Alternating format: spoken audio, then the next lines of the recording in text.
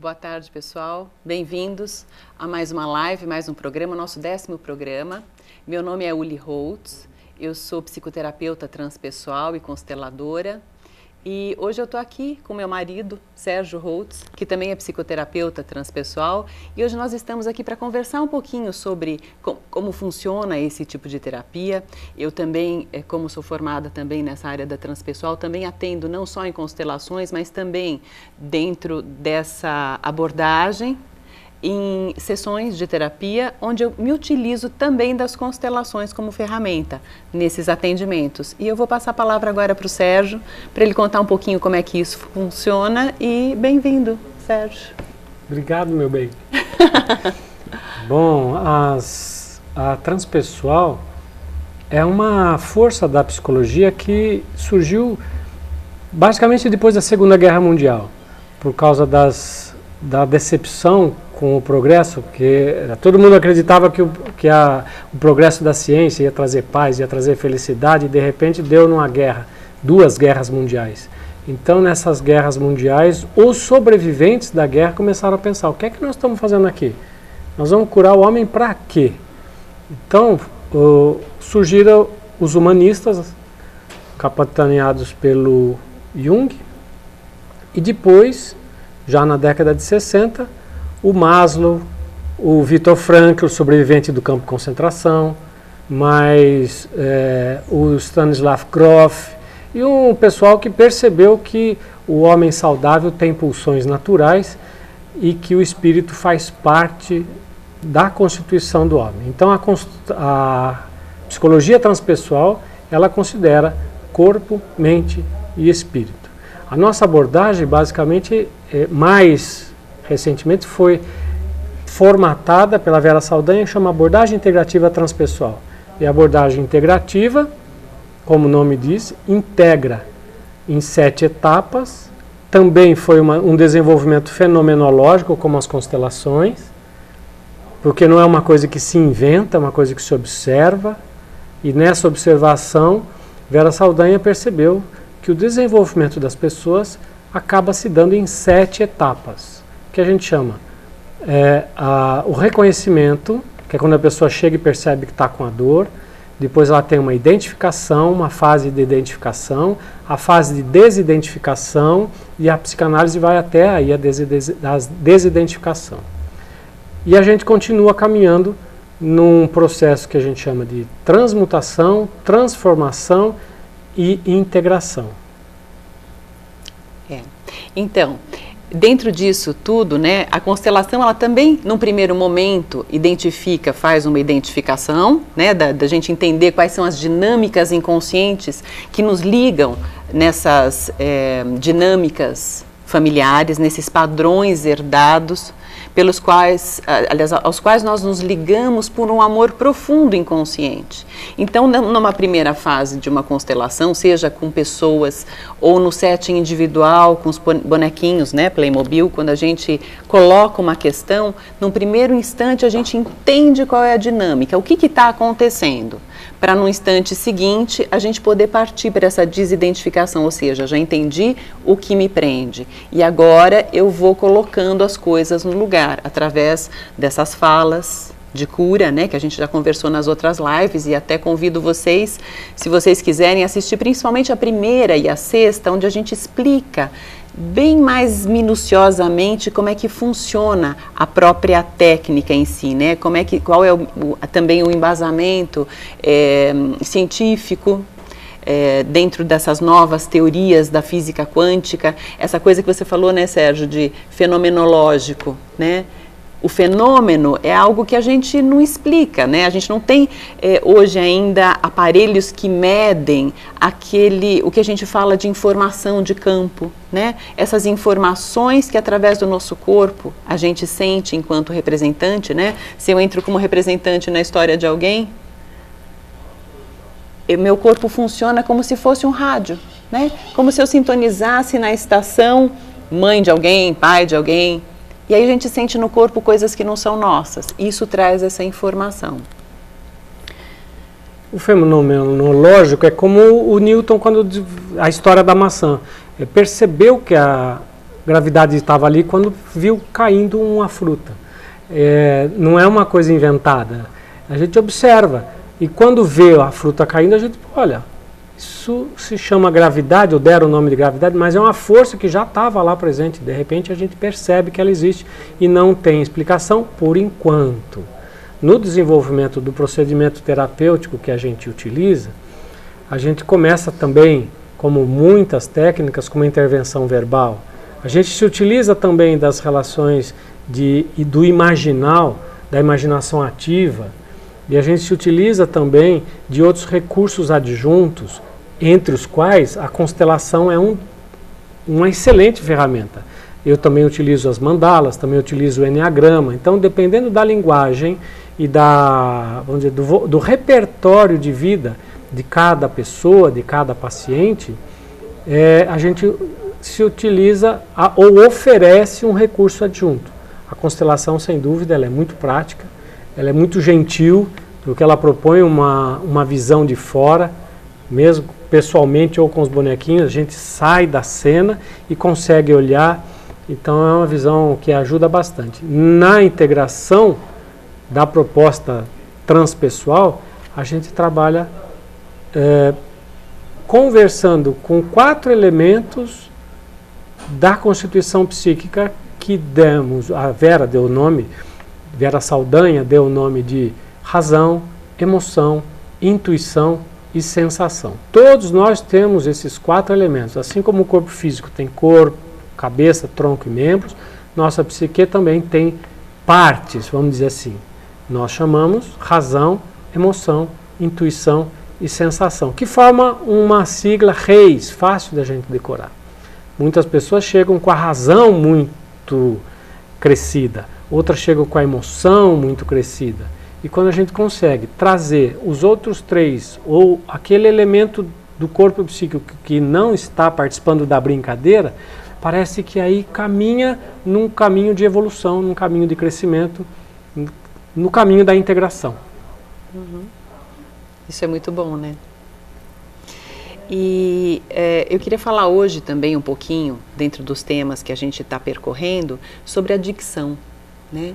Que a dicção hoje é um tema muito presente, tanto nos adolescentes, adultos, adicções lícitas e ilícitas, né? E a gente fala em adicção e muitas vezes as pessoas não conhecem esse termo. Então, quando a gente fala em adicção, a gente está falando em vícios, né? E o vício não é só um vício de drogas. O vício, ele pode ser um vício de trabalho, que é um vício bem visto, né? Bem valorizado até na nossa sociedade. Existem vícios como o vício da comida, a compulsão, todo tipo de compulsão é um vício. Então, vício por jogo, vício por sexo, vício por comida, todas essas adicções, o que a gente vê? Que elas têm uma raiz em falta de pai.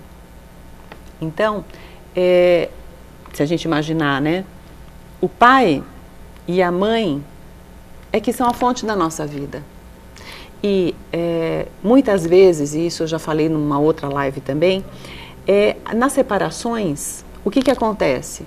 Normalmente, os filhos ficam com a mãe. Às vezes numa guarda unilateral, e se tudo corre bem, se esses dois conseguem conversar, às vezes numa guarda compartilhada, que graças a Deus está ficando mais frequente, né? A tendência natural é guarda compartilhada. Uhum. E dentro desse trabalho, o que a gente vê, né, também?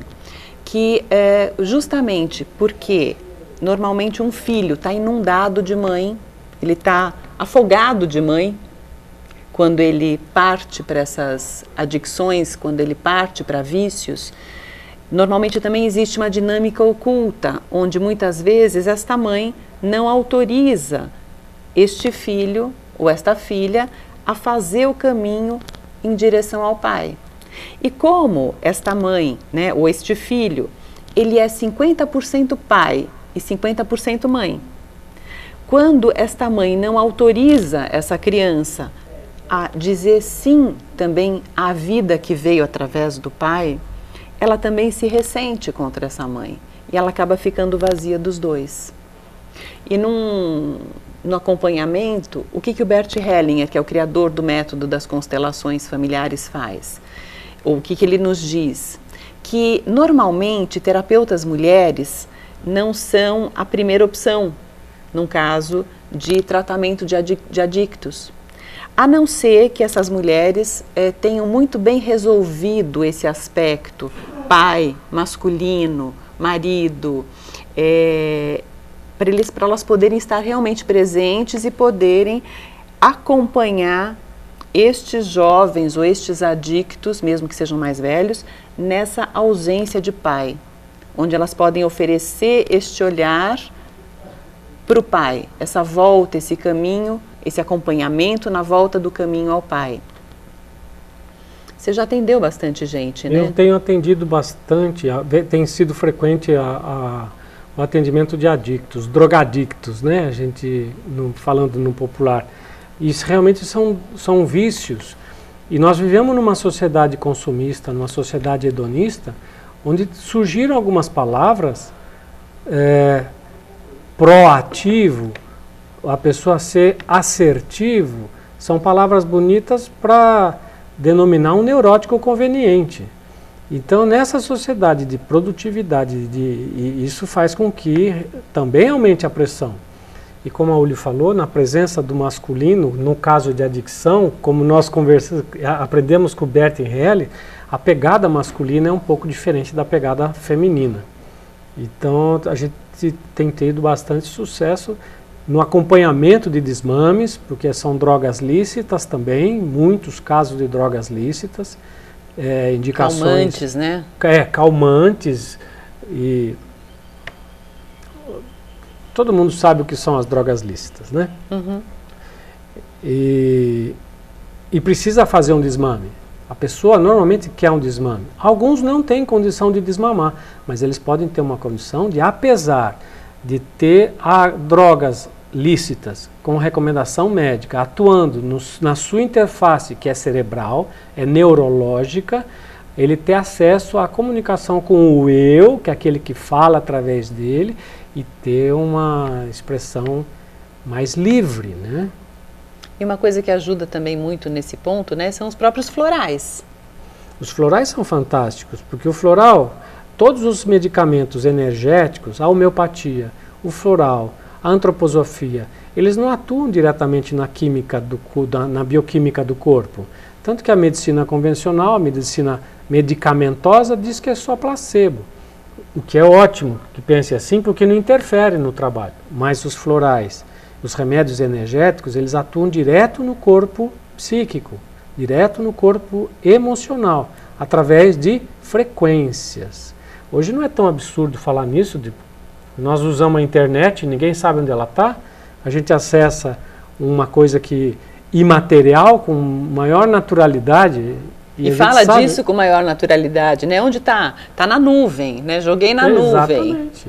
E são frequências, são bits, 1 e 0, 1 e 0, 1 e 0, que já juntados nos protocolos de IP, a gente pega e acredita naquilo. E as medicações homeopáticas trabalham a nível de frequência. Já tem trabalho, já tem estudo sobre isso. Mas não é interessante para que isso seja divulgado em público. Bom... outra coisa, né, porque a gente está falando aqui de adicção também. Muitas vezes as pessoas falam, mas puxa, por que, né, falta de pai? Porque se aquela pessoa é um drogadicto, mas o pai vive com a mãe, eles estão sempre dentro de casa, quer dizer, está tudo certo. Aparentemente, aquele pai foi um pai presente, né? E isso pode acontecer mesmo. Mas aí, a figura principal é a mãe. Porque de alguma forma algo não fluiu bem e apesar dele estar aparentemente presente, existe muito julgamento em torno dele. Ou de repente, esse pai, eu não lembro se vocês, aliás eu não sei se vocês se lembram, né, de uma outra live, quando este pai, por exemplo, teve uma história muito difícil e não encontrou o pai dele, ou tem alguma perda muito séria, onde de certa forma, assim, é como se ele está presente de corpo, mas a alma dele, o coração dele olha para um outro lugar. Então ele tem filhos, ele tem família, mas de verdade ele não está presente. E isso acaba também encrencando estes filhos. E voltando agora, né, nos terapeutas mulheres ou terapeutas homens também, para estes jovens ou para esses adictos, a natureza da mulher, né, a gente, né, não sei se vocês mulheres concordam comigo, mas eu também sinto isso. A gente, mulher, tem essa coisa de ninho, né, de colocar embaixo da saia, de querer proteger de tudo, e a gente acaba sufocando os nossos filhos e impedindo muitas vezes que eles vão para o mundo, diferente do homem. O homem é que dá um empurrão, que bota para fora do ninho, que faz voar. Tem até uns vídeos bem legais, né, no YouTube, que contam, que mostram a diferença. Geralmente eles são repassados no Dia dos Pais, onde a gente vê um pai meio desajeitado, ele meio que deixa a criança cair, mas no último momento ele salva. Ele é assim, ele acaba colocando em risco e tirando do risco ao mesmo tempo. Então ele está sempre junto. E a mãe fica de cabelo em pé. Quando a mãe vê um filho junto com o pai, é melhor ela sair de perto. Porque ela acha que com o pai ele vai morrer, ele não vai sobreviver, ele só vai sobreviver com ela. E aí o que a gente faz? A gente sufoca. E os meninos principalmente, né? Os meninos, eles precisam aprender a ser homens com o pai. Até nas tribos indígenas, os tios, adultos, os tios... Os tios sequestram os meninos. Isso é interessante a gente pensar, porque se fala muito em essa briga e piadinhas entre homens e mulheres. Mas é natural, a mulher, como ela tem um período de gravidez e um período de amamentação, desde o tempo das cavernas, a mulher ficava no lugar mais seguro, porque é vamos dizer, entre aspas, é um animal mais lento, não pode correr no meio da floresta.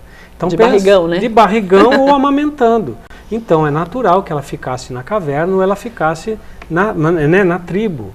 E o homem que não fica grávido e nem amamenta, saía para caçar ou coletar. Então a natureza, se nós estamos vivos aqui hoje, é porque nossos antepassados tiveram uma conduta desse jeito. E naturalmente a mulher tende a cuidar exageradamente da cria, graças a Deus, senão a primeira matilha de lobo que tivesse passado tinha comido tudo e nós não estaríamos aqui. Então são características naturais, e nas tribos indígenas os meninos têm que ser sequestrados no meio da noite e levados para o mato. Aí eles recebem aquele tratamento de tio.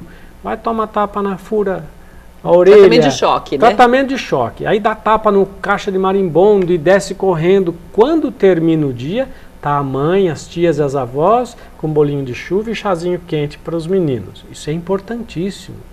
Mas não só os meninos. As meninas também, elas são tiradas das mães, colocadas, isoladas por 6 meses, só as avós alimentam, as avós é que alimentam. Porque a mãe tem a tendência realmente de segurar, de não deixar crescer. E esse cuidado é importante, porque nós sobrevivemos por causa desse cuidado.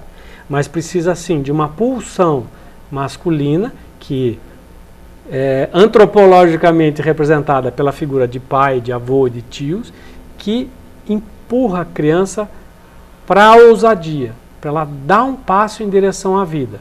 Essa é uma diferença básica e que faz toda a diferença na nossa sociedade quando não existe um espaço, né, do masculino. Essa é uma crise de masculino que inclusive é discutida na Organização Mundial de Saúde como um problema de saúde pública.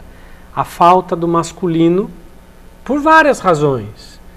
Uma delas, evidente, foram as 2 primeiras grandes guerras na primeira metade do século XX. Morreram maior parte de homens, sobraram muito mais mulheres. Então nós tivemos uma geração muito mais feminina tendendo a masculino. Isso causa um desequilíbrio. E hoje, então, a mulher sente falta do masculino e o homem sente falta do masculino, porque ficou aquele estereótipo.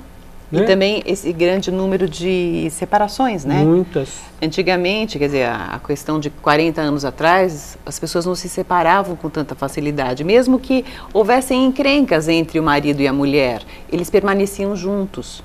Hoje está tudo muito mais descartável, tudo mais simples, né?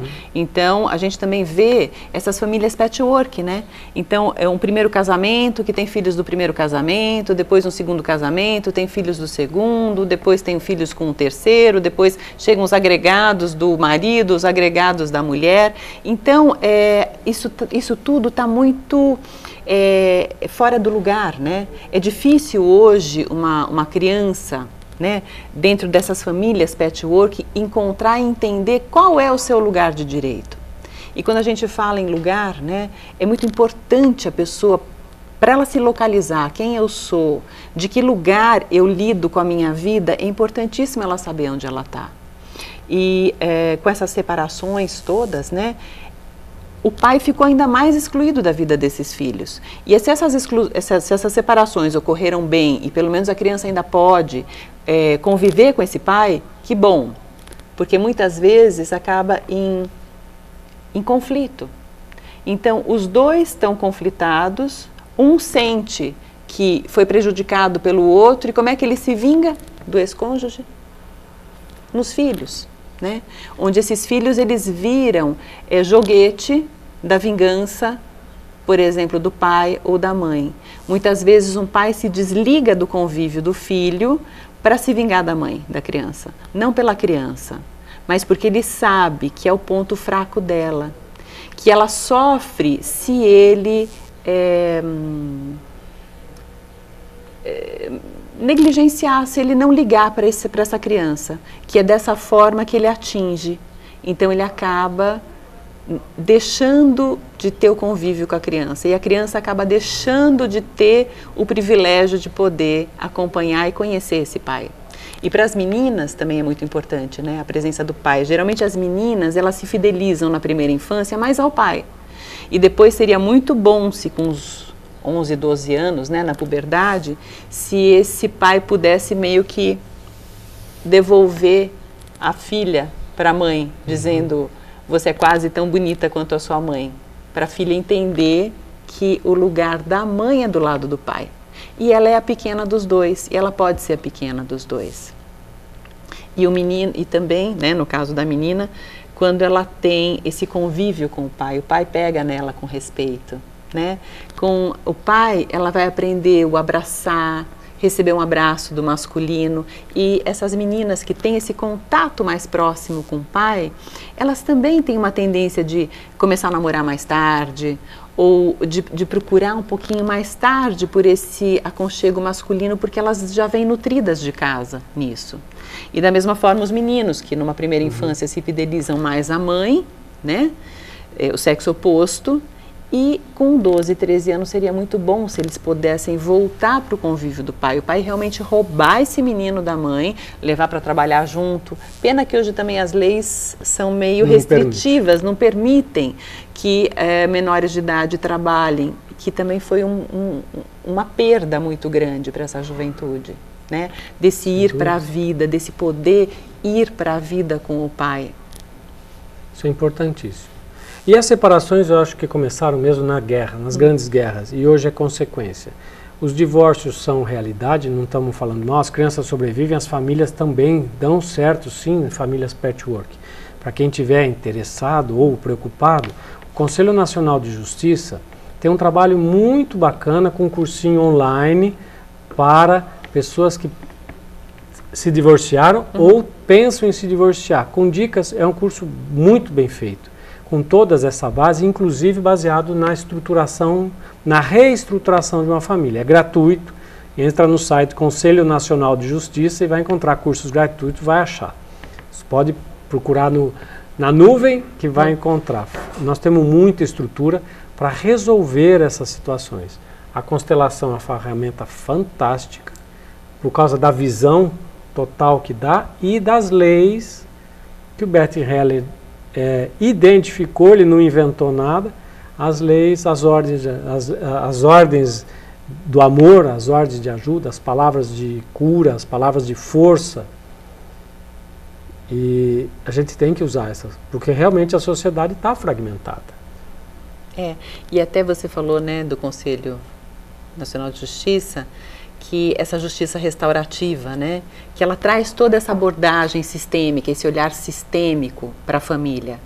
E já está se utilizando também dessa ferramenta das constelações no judiciário. Porque é uma coisa que converge, é isso que você falou, né? Newton observou a queda da maçã. E aí ele encontrou uma fórmula que explica isso. Da mesma forma que hoje o que é fenomenológico nas constelações, que a gente talvez ainda não tenha uma fórmula, apesar da gente ter teorias a respeito, né? Mas não existe um aparelho que mede o que acontece, um dia nós vamos ter. Né? Claro. Porque isso existe, quer dizer, isso é como a força da gravidade. E foi observado. E quando a gente se orienta ou se reorienta dentro dessas leis sistêmicas, onde a lei do pertencimento diz que todo mundo tem direito a pertencer ao seu sistema familiar, né? Mesmo nas famílias patchwork, quem nasce depois, quem é filho de um casal que vem de um segundo, ou às vezes até de um terceiro casamento, no coração dele, ele também honra, também pertence à ex-mulher do pai, a primeira, a segunda, porque se essas cisões não tivessem acontecido, aquela criança que nasce depois, ela não existiria. Não teria oportunidade de ter nascido. Então, não tem nada de errado nas famílias patchwork. A única coisa que a gente pode fazer para melhorar esse convívio, para liberar o fluxo da vida mesmo, é entender onde é o meu lugar. A quem eu devo a minha vida, digamos assim, para eu ter dentro de mim esse agradecimento por essa história ter acontecido exatamente como aconteceu. Porque se alguma coisa tivesse acontecido diferente, mesmo nos emaranhamentos, se você imaginar, puxa vida, meu pai encontrou minha mãe super emaranhada, ou eu encontrei meu marido super emaranhada, nós tivemos filhos e foi difícil, mas se eu não tivesse emaranhada, e meu marido também não seriam esses filhos que teriam nascido, seriam outros, né? A gente não teria se encontrado. Então, tudo valeu a pena e vale sempre. Porque os nossos pais, eles nos deram tudo o que a gente precisa. Mesmo que ele fosse um psicopata, né? Não importa. Ele deu vida e isso é o suficiente. A gente não precisa mais. A gente não precisa receber mais nada de pai e mãe. Isso basta. A vida. Simplesmente a vida. E a gente poder dizer sim a isso, tomar a vida e fazer algo de muito bom com o que a gente recebeu, em honra a toda essa história. E aí tudo valeu a pena. Né? Fica bom, né? Há 450 anos atrás, mais ou menos, teve um espanhol chamado Inácio de Loyola que propõe o ordenamento dos afetos. E é uma sacada muito legal, não tinha psicologia como hoje, mas a gente não precisa se livrar das nossas questões, dos nossos afetos, mas colocar em ordem. 450 anos depois, Bertrand Helly propõe a ordem da ajuda. Então são coisas que a gente vai se apropriando e vamos colocando em prática, reconhecendo que faz parte da história da humanidade, uma coisa tão antiga, tão simples, e que realmente a gente está tudo certo. É questão de colocar em ordem, ordenar os afetos. E acho que isso ia ser... Fica mais leve para todo mundo. Eu acho que tá bom por hoje. Tá bom por hoje? Tá bom por hoje. Obrigado pelo convite, minha esposa querida. Obrigado a vocês que estão acompanhando. Então eu agradeço muito vocês estarem aqui com a gente. Eu vou passar o telefone, vou pedir para você passar o seu também, porque eu tenho você no WhatsApp, mas eu não sei o número de cor, né? Passe o seu da clínica, é o nosso. Sim, mas o da clínica eu também não sei, eu acho mais fácil até falar pelo WhatsApp, porque... Pelo WhatsApp é mais fácil, porque se eu estou atendendo alguém, eu não atendo o telefone, claro. Você sabe o número da clínica de cor? Não, também não. Bom, o meu WhatsApp é 991 11 5467 e também eu faço as constelações, facilito constelações em grupo uma vez por mês, sempre na terceira segunda-feira do mês, na Rua Voluntários de Sorocaba 333. E passo o seu WhatsApp, porque nós estamos agora com um pouquinho tempo, né? O WhatsApp 15, DDD Sorocaba, 15 991 14 26 79. Então, muito obrigada e até uma próxima.